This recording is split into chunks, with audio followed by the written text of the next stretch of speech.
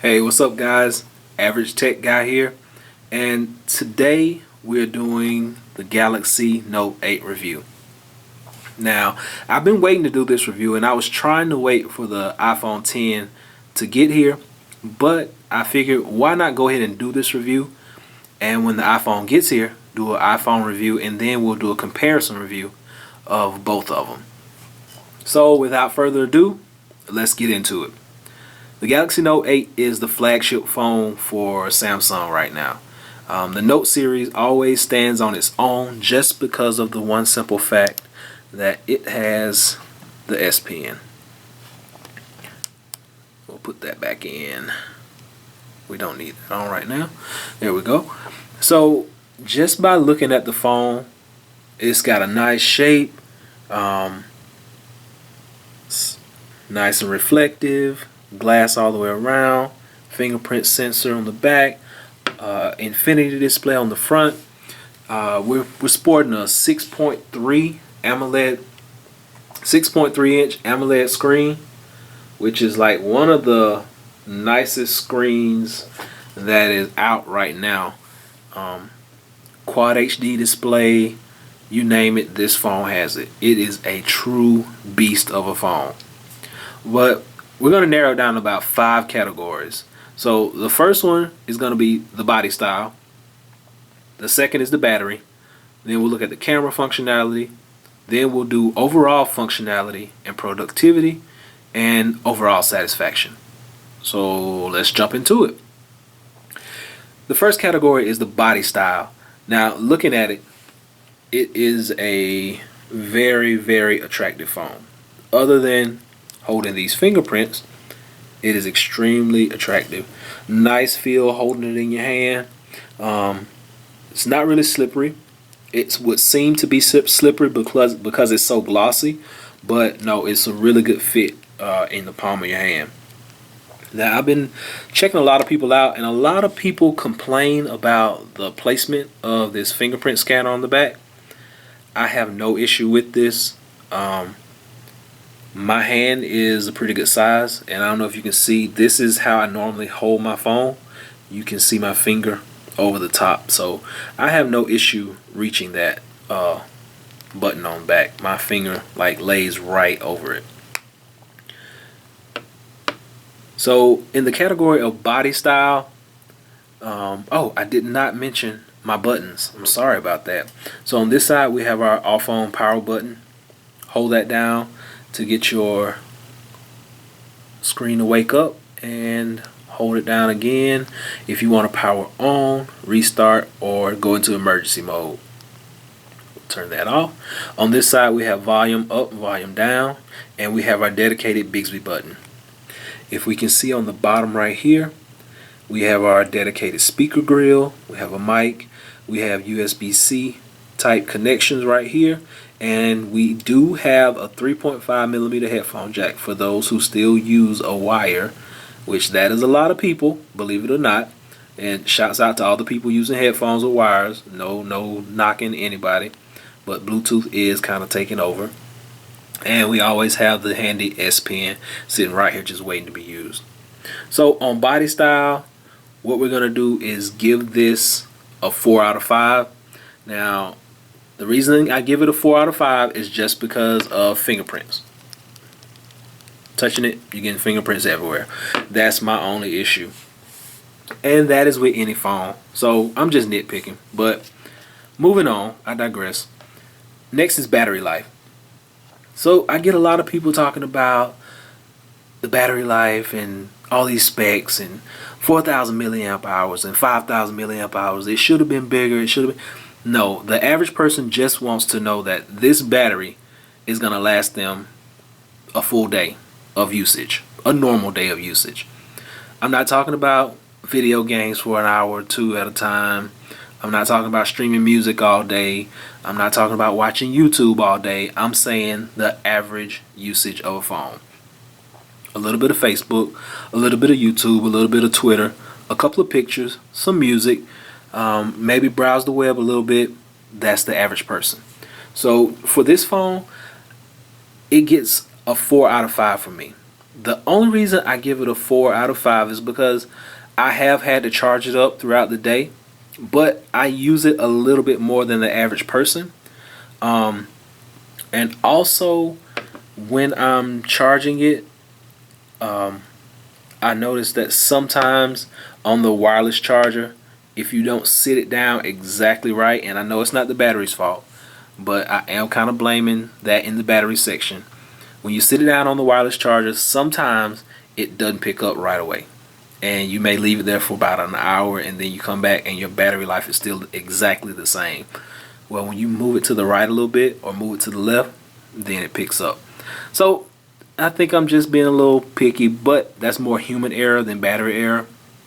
So I'll give that battery a 5. I'll give it a 5. It's doing great for me. So I'm going to give it a 5.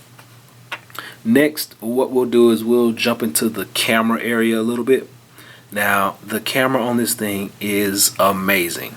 On the back, we have our dual lenses. That's I mean, you cannot really get any better than what these pictures look like. So to give us an example, what I'm going to do is turn this on, and let's see if we can take a picture. We're going to get a picture of this, and it may be, yeah, it's not going to do it justice, but this picture will come out like amazing. Quad HD. You have many settings in here that you can go to, and let's look at some of those settings. So what we do is, in this camera mode, if you swipe the screen to the right, then you pull up all your settings. So here we have auto, we have pro, we have panorama mode, slow motion mode, hyperlapse, food mode, we have virtual shot, animated GIF, we have sports, rear selfie, and I think there are a few more to download, but this is way more than what I need myself. So shouts out to Samsung for actually bringing all of these features back, and because I'm really enjoying all these different modes. So like I said, we're just gonna swipe, and then you get all these modes. You can change them, do whatever you need to. And up here are our settings. So as we can see, we got 4.3 millimeters. That is bringing us at a really high definition. This is like a quad HD resolution right here. And if we go down to our video, we have ultra high def, quad high def with 60 frames per second, regular high def, and then it goes down from there. So we have tons of selections that we can make, and one of the biggest things that I would say is make sure that the version that you want to take is actually enabled. And what I mean by that is, if I touch this button right here, it turns on full view. So if you turn on full view and go back to your settings, your camera has changed. So instead of having your 12 megapixel shooter, it drops down to a 7.9 megapixel. Now, not saying that's bad, but you may be wondering, hey, why does my picture look different? Well, you touch that and put it in full screen view. That is the only thing that I would tell you to look out for. Other than that, camera takes amazing pictures, amazing video, and we give this camera a 5 out of 5 because it is awesome. Now, next we're going to look at functionality. So, functionality and productivity are going to fall into the same category. Now, what I'm going to do is break it down as chargers, accessories. All that is going to go into this same thing as functionality, along with the S Pen. So, as you can see right here, this is what we call the always on display. This can be toggled on and off in the settings section. But a few things that came along in this box. Now, Samsung is really good about giving us a fast adaptive charger, unlike some companies. No shots at Apple.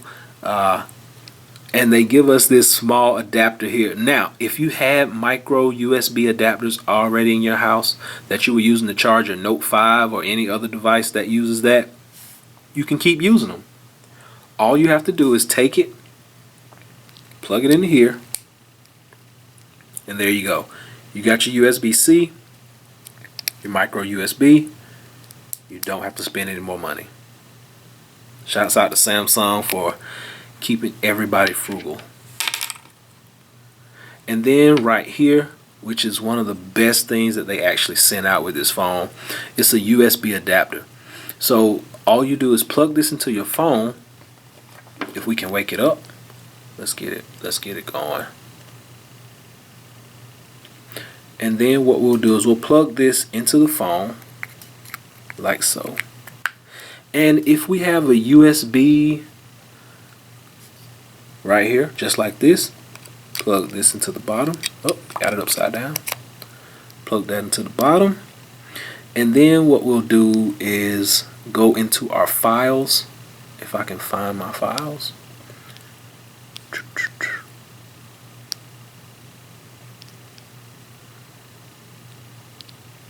Find my files. And if you can see, this USB storage is right here. And you can add things to it. You can take things off of it. Whatever you want to do. And notice how it disappears as I unplug it. There we go. So really handy accessory that makes sharing files really easy. So shout out to Samsung for keeping it simple for everybody. And last but not least, we always have to talk about one of my favorite features, which is the S Pen. This is the main reason that I endorse this phone, I buy this phone, and I love this phone because this S Pen. Not only is it smooth and fluid, it really helps you out in a lot of tight spots. So sometimes you may want to capture what's on your screen right quick and make a quick note of it. You come to your S Pen, you hit screen right, it takes a picture, and then you take your little S Pen and you mark it up. Mark it up, just like that. If you don't want to keep it, you swipe up, get rid of it, discard, everything goes away. Another cool function, screen is off.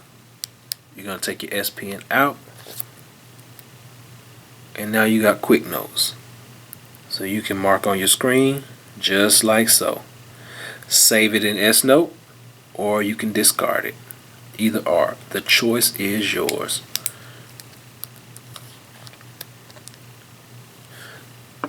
So, in functionality, productivity, we're going to give it a 5. Obviously. We love S Pen. We love the functions. And with Android being such an open database, you can put virtually anything on this phone and use it just like on your computer. So we love that function also.